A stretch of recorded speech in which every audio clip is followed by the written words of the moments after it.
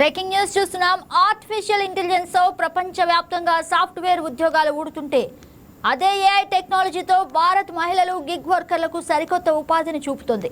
రోబోలు భవిష్యత్తులో మనుషుల్లాగే ఇంటి పనులు చేయడానికి వీలుగా వాటికి శిక్షణ ఇచ్చేందుకు భారత్కు చెందిన వందలాది మంది మహిళలు కార్మికులు కొత్త తరహాలో పనులు చేస్తున్నారు.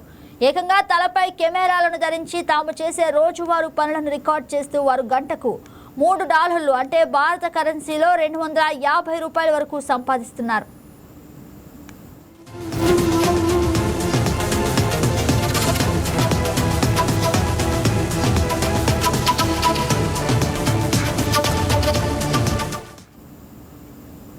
ప్రముఖ ఏఐ స్టార్టప్లు పరిశోధనా సంస్థలు తమ హోమ్ రోబోటిక్స్ ప్రాజెక్టుల కోసం ఈ తరహా డేటాను సేకరిస్తున్నాయి. ఇందులో భాగంగా భారతీయ కార్మికులు తమ తలపై ప్రత్యేకమైన గోప్రో లేదా స్మార్ట్ కెమెరాలను అమర్చుకుంటారు.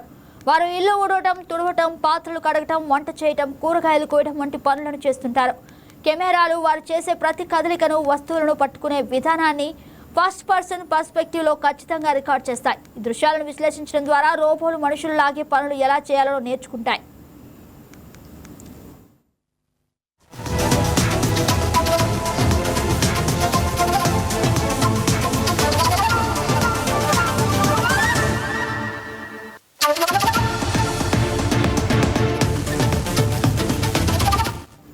దేశంలో ఈ రకమైన పార్ట్ టైం గిగ్ వర్కర్ కు డిమాండ్ వేగంగా పెరుగుతోంది.